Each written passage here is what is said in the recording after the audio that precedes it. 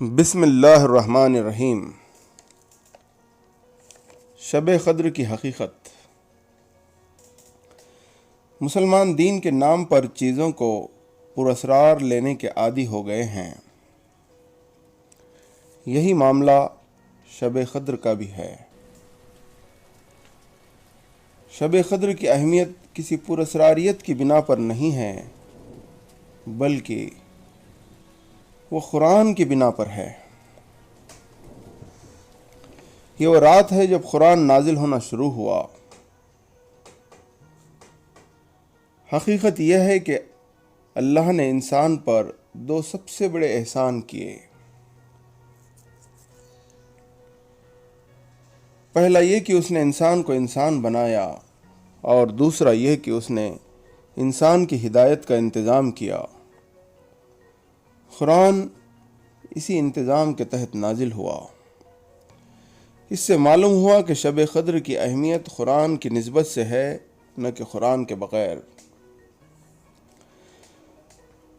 قرآن انسان کے لیے زمین پر سب سے بڑی نعمت ہے، وہ ہدایت کی روشنی ہے۔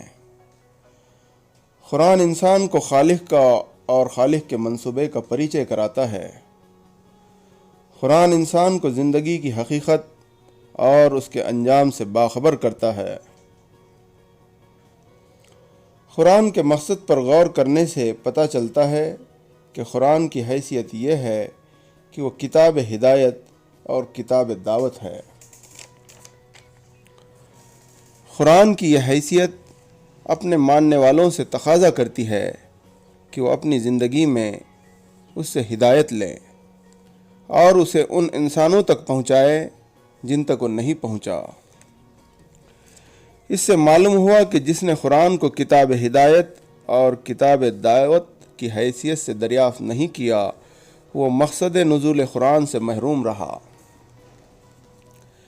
اب مسلمانوں کو دیکھیے، انہوں نے قرآن کے ساتھ کیا مذاق کیا ہے۔ وہ رمضان میں ختم قرآن کا اہتمام کرتے ہیں، جبکہ پورا قرآن ختم قرآن کی بدعت سے خالی ہے۔ قرآن میں تدبر قرآن کا پیغام تو موجود ہے، لیکن ختم قرآن اس میں اجنبی چیز ہے۔ صحابہ کے پاس ختم قرآن نام کی کوئی چیز نہیں تھی۔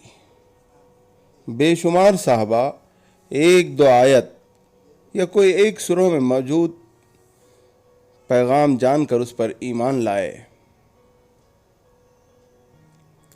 کئی صحابہ ایسے بھی تھے جنہیں ان کی زندگی میں پورا قرآن نہیں ملا۔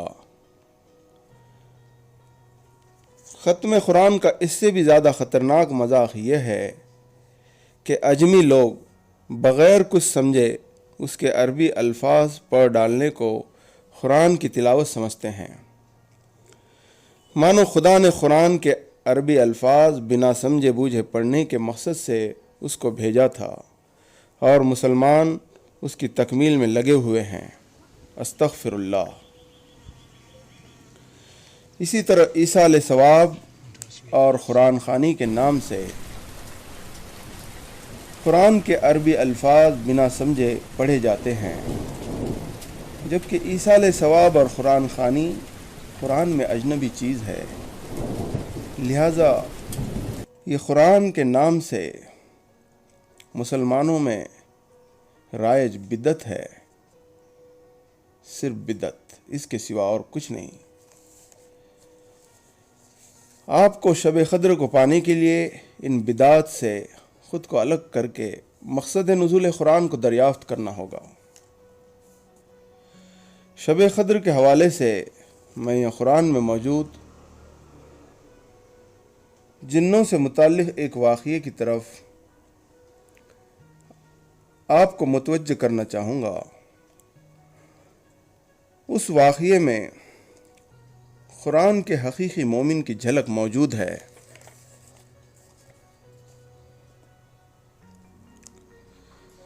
اور جب ہم جنات کے ایک گروہ کو تمہاری طرف لے آئے، وہ قرآن سننے لگے۔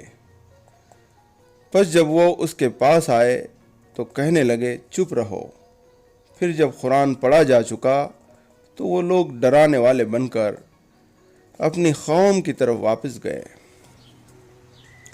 انہوں نے کہا، اے ہماری قوم، ہم نے ایک کتاب سنی ہے جو موسیٰ کے بعد اتاری گئی ہے، ان پیشن گوئیوں کی تصدیق کرتی ہوئی جو اس سے پہلے سے موجود ہیں۔ وہ حق کی طرف اور ایک سیدھے راستے کی طرف رہنمائی کرتی ہے۔ اے ہماری قوم، اللہ کی طرف بلانے والے کی دعوت قبول کرو اور اس پر ایمان لے آؤ۔ اللہ تمہارے گناہوں کو معاف کر دے گا اور تمہیں دردناک عذاب سے بچائے گا۔ سورہ احقاف آیت 29۔ نوٹ: قرآن اصلاً ھدی للناس ہے اور وہ انسان پر نازل کیا گیا ہے۔ ایک موقع پر خدا کی طرف سے جنات کی ایک جماعت کو قرآن سننے کا موقع دیا گیا۔ خالق کا کلام ہونے کی وجہ سے اس نے جنات کو بھی متاثر کیا، پھر وہ اس کے مومن اور دائی بن گئے۔ اس جنات کے واقعے میں انسانوں کے لیے بہت بڑا سبق ہے، اس لیے خدا نے اس غیبی واقعے سے انسانوں کو باخبر کیا ہے۔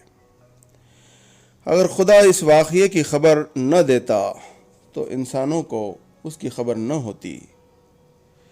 اس واقعے میں یہ سبق ہے کہ خدا کا کلام اس قابل ہے کہ کوئی بھی سنجیدہ جن و انس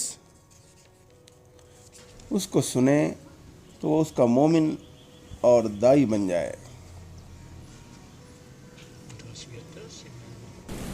جنات کے حوالے سے یہ خبر انسانوں کو کسی معلوماتی مقصد سے نہیں دی گئی ہے، کیونکہ قرآن جنات کے حوالے سے معلوماتی باتیں بیان نہیں کرتا۔ خدا کو انسانوں سے بھی یہی چیز مطلوب ہے، اس لیے اس غیبی واقعے سے انسانوں کو باخبر کیا گیا ہے۔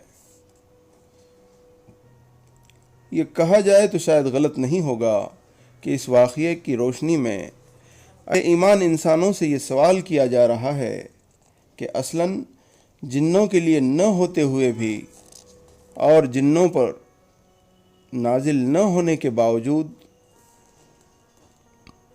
جن قرآن کا دائی بن سکتا ہے، تو قرآن کے ماننے والے انسان کیا ھدی للناس کے دائی نہیں بنیں گے؟ لیکن موجودہ صورتحال اس کے عین برخلاف ہے۔ لاکھوں مسجدوں میں 5 وقت کروڑوں مسلمان روز قرآن سن رہے ہیں، پڑھ رہے ہیں۔ دنیا میں 150 کروڑ سے زیادہ مسلمان قرآن کو ماننے کا دعویٰ کرتے ہیں۔ اس سب کے باوجود وہ اس قرآن کے دائی نہیں ہیں جو سارے انسانوں کے لیے ہدایت کا ذریعہ ہے۔ قرآن کی اس آیت کی روشنی میں موجودہ مسلمانوں کو یہ سوچنا چاہیے، کیا وہ خدا کی نظر میں قرآن کے ماننے والے ہو سکتے ہیں؟ انسان فطرتاً ایسا ہے کہ وہ چھوٹی سی دریافت شدہ چیز کا دائی بن جاتا ہے۔ قرآن کا ماننے والا قرآن میں زندگی سے جڑی ہوئی اٹل سچائیوں کو دریافت کرتا ہے تو وہ اس کا دائی بنے بغیر رہ نہیں سکتا۔ قرآن سننے یا پڑھنے کی حقیقت یہ ہے کہ قرآن کا سننے والا یا پڑھنے والا قرآن کا دائی بن جائے۔ اس نے قرآن پڑھ کر بھی قرآن نہیں پڑھا جو قرآن کا دائی نہیں بنا، اس نے قرآن سن کر بھی قرآن نہیں سنا جو قرآن کا دائی نہیں بنا۔